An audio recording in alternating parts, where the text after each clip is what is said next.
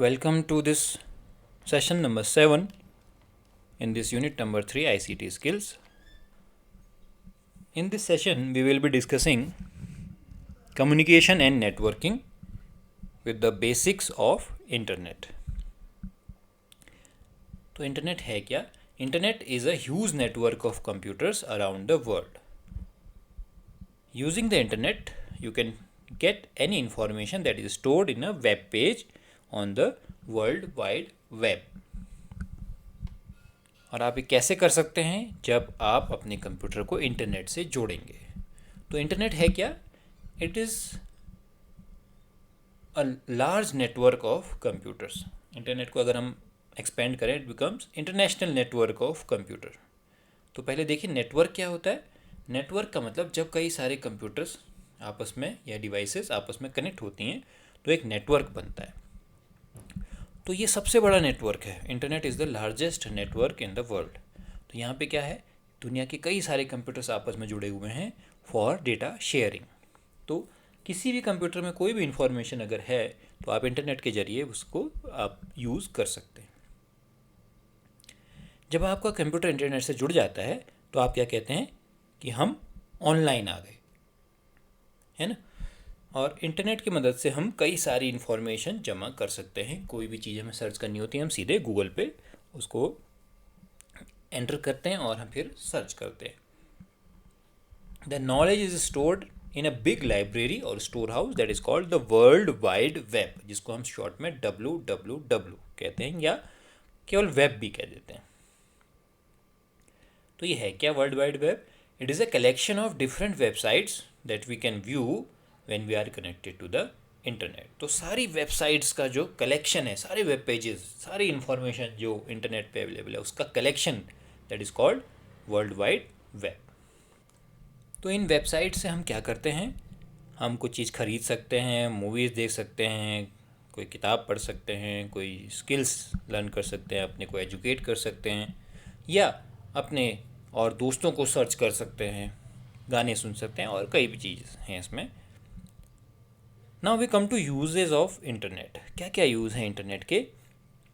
तो इंटरनेट के यूज़ की कोई लिमिट ऐसी है नहीं, बट जो कॉमन यूजेज हैं वो हम डिस्कस करेंगे. सो सबसे इम्पॉर्टेंट जो आप यूज़ करते हैं, सबसे ज़्यादा जो आप प्रयोग में लाते हैं, दैट इज़ सर्चिंग इन्फॉर्मेशन.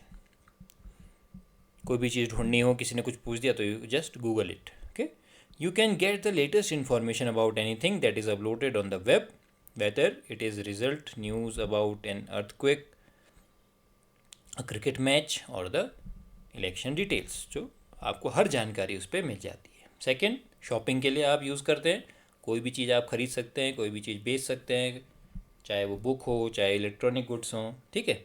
और आप उसका पेमेंट भी कर सकते हैं यूजिंग डिजिटल मोड्स.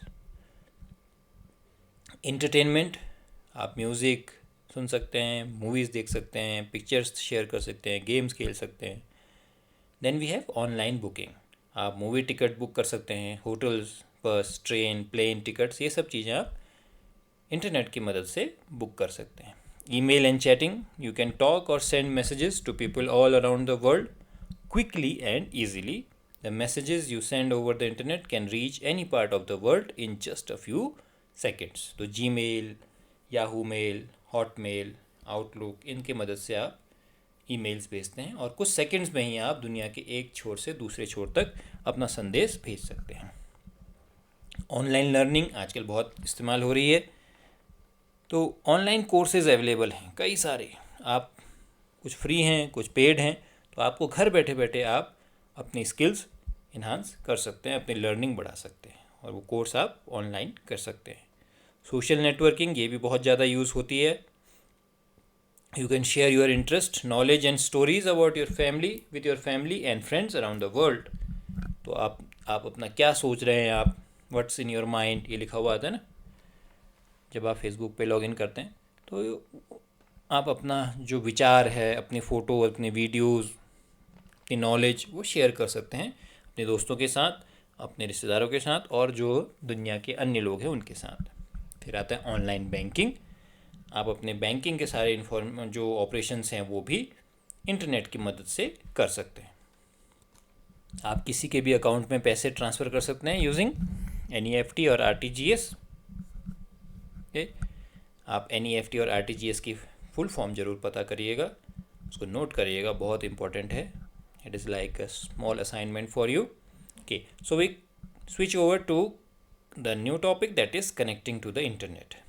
तो इंटरनेट से जुड़ना है अब आपको। आपने कहा कि बस इंटरनेट में इतनी सारी चीज़ें अवेलेबल हैं, हर चीज़ वहाँ पे अवेलेबल है, तो मुझे उससे जुड़ना है। तो उसके लिए मुझे क्या चाहिए? तो आपको क्या चाहिए? First you need a device. It can be a computer, a laptop और a mobile. Then you require a connection device, that is a modem. Okay, then you also require an internet service provider, a company that provides internet services. ISP, internet service provider, the telephone company which provides the internet connectivity using phone lines or a wireless network. तो इन चीज़ों की आपको ज़रूरत पड़ेगी जब आप internet से जुड़ेंगे। तो इस डायग्राम में आप देख सकते हैं, ये जो डायग्राम में ये दिखा रहा है कि कैसे आप अपने फ़ोन से इंटरनेट जोड़ सकते हैं। आपका लैंडलाइन फ़ोन है, तो फ़ोन पे आपका कनेक्शन आएगा, जो उसी में एक स्प्लिटर लग जाता है बीच में, और उस स्प्लिटर से एक वायर मॉडेम में जाता है। मॉडेम की फुल फॉर्म है मॉड्यूलेशन डीमॉड्यूलेशन। तो इसका काम है, it changes analog signal to digital and digital to analog. फिर मॉडेम में से इंटरनेट का एक वायर आपके कंप्यूटर पे आता है। तो ये है आपके लैंडलाइन के थ्रू मोबाइल इंटरनेट कनेक्ट करने की सुविधा, कैसे आप कर सकते हैं। लेकिन जब आप अपने मोबाइल पर करते हैं तो आपके मोबाइल में इनबिल्ट मॉडेम होता है, तो आप मोबाइल्स के थ्रू GPRS फैसिलिटी का यूज़ करके आप इंटरनेट यूज़ कर सकते हैं। Now we come to the types of connection. So there are two types of internet connections. First one is wired connection, second one is wireless connection. Simple सा है, अगर वहाँ वायर के थ्रू कनेक्शन आ रहा है, कोई वायर आप अपने लैपटॉप में या अपने डेस्कटॉप में लगाया हुआ है, देन इट इज़ वायर्ड। और बिना कोई वायर्ड कनेक्शन के आप नेट यूज़ कर पा रहे हैं, that is called wireless connection. When our computer is connected to the internet using a wire, that is called wired connection. Okay, ethernet cable का इस्तेमाल हम करते हैं टू कनेक्ट और modem which connects to the ISP using a phone line. तो जो phone line से internet लिया जाता है वो वायर्ड कनेक्शन होता है। और फिर हम वायरलेस कनेक्शन भी हो सकते हैं। We can also connect your computer to the internet using wireless technology. जैसे लैपटॉप में आप वायरलेस कनेक्शन का इस्तेमाल कर सकते हैं। तो होगा क्या, जो मॉडेम होगा that must support wifi connectivity, wireless connectivity, और उसको ऑन कर लेंगे आप, और आपके लैपटॉप में भी वाईफाई अडेप्टर होगा, तो दोनों आपस में कम्युनिकेट करके इंटरनेट से जुड़ सकते हैं। Now we come to some important terms related to internet. Number one is bandwidth. So what is bandwidth? It is the amount of data that can be transmitted over network in a certain amount of time.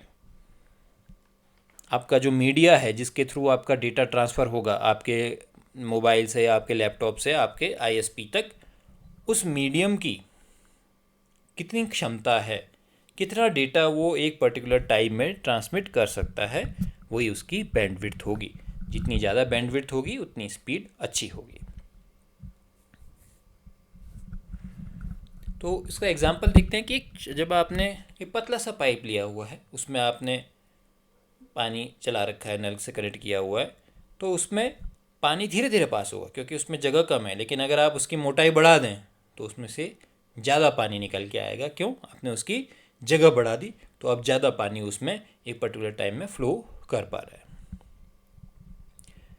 Digital devices में जो bandwidth है that is expressed in bits पर second. Okay, BPS, bits पर second. आपने अगर अपने घर में इंटरनेट होगा तो आपने पूछा होगा अपने सब्सक्राइबर से, जिसने आपको ISP से, कि कितनी स्पीड दे रहे हैं, तो वो आपको बताएगा 10 Mbps, that is small BPS, bits पर सेकेंड। ओके, आपके मोबाइल में भी जब आप इंटरनेट यूज़ करते हैं तो ऊपर इंडिकेटर के साथ साथ उसकी स्पीड भी कई बार लिखी हुई आती है। और जो एनालॉग डिवाइसेस होती हैं उसमें बैंडविड्थ जो है साइकिल्स पर सेकेंड, दैट इज़ हर्ट्ज़ के तौर पे नापी जाती है। सो data transfer rate over the network is calculated in terms of bits पर सेकेंड। जैसे 1 kbps मतलब 1000 बिट्स पर सेकेंड, 1 mbps मतलब 1000 किलोबाइट्स पर सेकेंड, और 1 gbps मतलब 1000 मेगाबिट्स पर सेकेंड।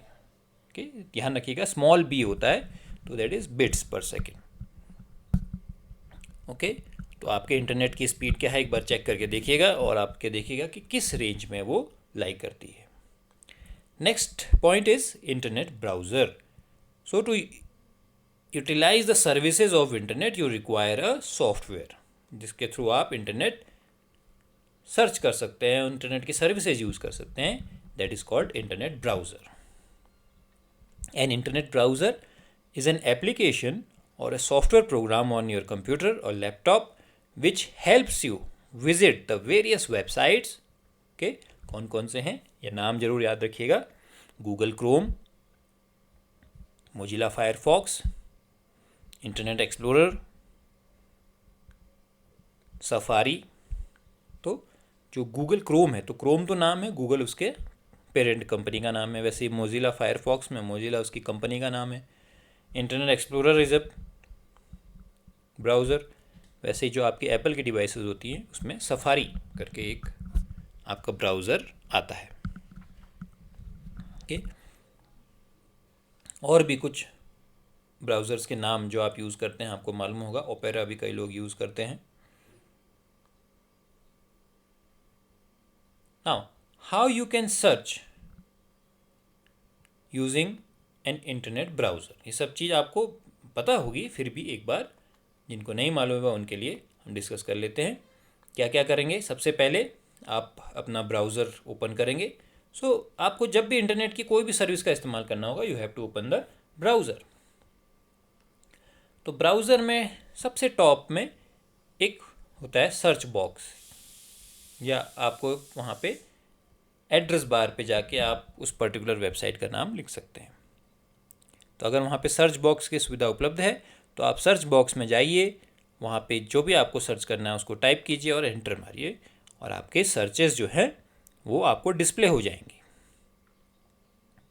ओके, आपने ये सब चीज़ें कई बार करके देखे होंगे, चाहे आपका लैपटॉप हो, चाहे आपने स्कूल में कोशिश की होगी लैब्स में, या अपने मोबाइल पे भी आपने कई बार ब्राउज़र्स का यूज़ करके इंटरनेट सर्फिंग जरूर की होगी। Now we have some questions, multiple choice questions and short answer questions, very easy questions. You can attempt it based upon the knowledge that we have learned. Now we will cover this session number 8, that is communication and networking, internet browsing. So first we see World Wide Web or web. It is a huge collection of information, जैसा कि आपको symbolically दिखाया गया है figure में। It is a vast network of linked hypertext files stored on computers throughout the world that can provide a computer user with information। okay? आपको हर topic पे information मिल जाएगी और अलग अलग टाइप की इंफॉर्मेशन मिल जाएगी। okay? तो इसमें क्या क्या होते हैं, it is made up of a web page, a web browser and a system to transfer information between the web browser and web pages. तो एक तो आपका वेब पेज होगा जहाँ पे इंफॉर्मेशन अवेलेबल है, एक वेब ब्राउज़र होगा जिसके थ्रू आप इन सर्विस का इस्तेमाल कर पाएंगे, और एक सिस्टम होगा इन दोनों के बीच में जो आपके डेटा को ट्रांसफ़र करेगा या रिसीव करेगा। Okay, so let us see what is a web page. A web page is a document present on a computer that is connected to the internet. तो जब आप इंटरनेट पे अपने वेब ब्राउज़र पे कोई भी पेज देखते हो, कोई भी इंफॉर्मेशन का पेज देखते हो, that is called a web page. okay, there are hundreds of web pages, each web page has a unique address or location। okay, जैसे हर घर का एक एड्रेस होता है, उसकी लोकेशन होती है, वैसे ही हर पेज का भी, एक वेब पेज का भी अपना एक एड्रेस होता है, और उस एड्रेस से ही हम उस वेब पेज को सर्च करते हैं। जैसे NCERT की जो वेबसाइट है उसका जो होम पेज है उसका एड्रेस है http://ncert.nic.in। ठीक है, तो ये उस वेब पेज का एड्रेस है NCERT की होम पेज का। यहाँ आप देख रहे हैं ncrt.nic.in, तो इस पर क्लिक करेंगे आप तो आप सीधे एनसीईआरटी के होम पेज पे पहुँच जाएंगे। वेब ब्राउज़र आप देख ही चुके हैं, it is a software application for using and sharing information on world wide web. Okay, तो कुछ वेब ब्राउज़र्स के नाम आप जानते ही हैं, Mozilla Firefox, Google Chrome, internet explorer, Apple safari, opera. Okay, so if you want to see a web page that gives information on plants, you type that address in the web browser in the address bar. Okay, तो आपको वो चीज़ display हो जाएगी। तो इसके लिए आपको उस पेज का एड्रेस पता होना चाहिए। जैसे आपने गूगल खोलना है तो आपको गूगल की होम पेज का एड्रेस पता होना चाहिए, तो www.google.co.in। ओके, तो ये एक तरीका है, आपको किसी भी पेज पे पहुंचना है तो आपको उसका एड्रेस पता होना चाहिए। Okay, next we see the hyperlinks. What are hyperlinks? Very often there are hyperlinks highlighted and underlined words. आपने देखा होगा, खासकर विकीपीडिया की आप वेबसाइट पे जाते हैं तो वहाँ पे कुछ वर्ड्स ऐसे होते हैं जो हाईलाइटेड होते हैं और अंडरलाइंड होते हैं, वेब पेजेस पे जो मौजूद होते हैं। दैट इज़ कॉल्ड हाइपरलिंक, जो आपको किसी और पेज से लिंक कर रहे हों। Okay, it will take you to another part on the same page और टू अ डिफरेंट पेज। कई जगह दिखा होगा आपने, क्लिक हेयर लिखा होता है ना, नीले कलर में स्टार्टिंग में होता है, उनके नीचे अंडरलाइन होती है। आप क्लिक करोगे तो एक नया पेज खुल जाता है और उनका कलर नीले से हल्का सा रेडिश हो जाता है। ओके, तो that is called hyperlink, that connects you to a different part on the same page, और it can also connect to you a different page on the same website or another website. Now let us see important parts of a web browser. First is address bar, जहाँ पे आप website का address type करते हैं, ये part आपका address bar कहलाता है। और अगर आप ब्राउजिंग कोई अच्छा ब्राउज़र यूज़ करें तो उसमें टैब्स होते हैं। टैब्स मतलब आपके एक ही विंडो को छोटे छोटे पार्ट्स में डिवाइड करके वी हैव टैब्स।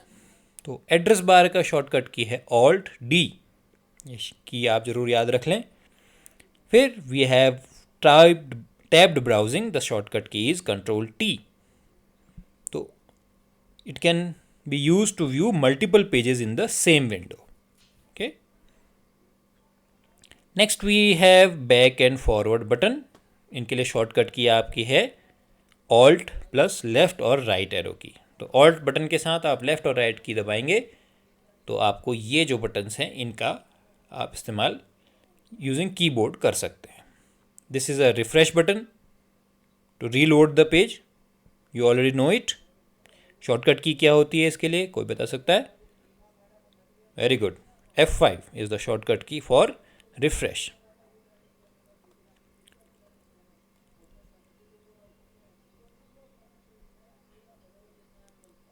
अब आप कोई वेब ब्राउज़र पे पेज विजिट करना चाहते हैं तो क्या करें, एड्रेस बार में एड्रेस लिखें, एंटर मारें, और आपको जो जितनी इन्फॉर्मेशन आ रही है उनमें से जो भी आपको रिक्वायर्ड है उस पर आप क्लिक करके आप उसको देख सकते हैं। बहुत आसान है, आप सभी ने किया होगा, जिसने नहीं भी किया है वो अपने मोबाइल पे या अपने लैपटॉप पे इसको ट्राई कर सकते हैं। This is the exercise that you have to do, multiple choice questions and short answer questions. What you have learned to use a web browser, जो कि आप पहले से जानते हैं लेकिन आपके कोर्स में है, इसलिए आपको दोबारा एक बार रिफ्रेशर कराना ज़रूरी था। ठीक है, तो मेन चीज़ यहाँ पे थी कि आपको जब भी इंटरनेट के साथ जुड़ना हो तो आपको क्या क्या चाहिए, एक डिवाइस चाहिए जिसमें आप नेट यूज़ करेंगे, एक मॉडेम चाहिए जिसके थ्रू आप नेट यूज़ करेंगे, और एक इंटरनेट सर्विस प्रोवाइडर चाहिए जो आपको इंटरनेट प्रोवाइड करेगा, क्योंकि इंटरनेट ऐसे ही रास्ते में चलता हुआ नहीं मिलेगा, आपको किसी एक जो डीलर है उससे इंटरनेट की सर्विसेज लेनी पड़ेंगी by paying some price. Okay, so with this we come to the end of this session, and in the last session of this unit we will be discussing many terms related to emails. Okay, so see you there.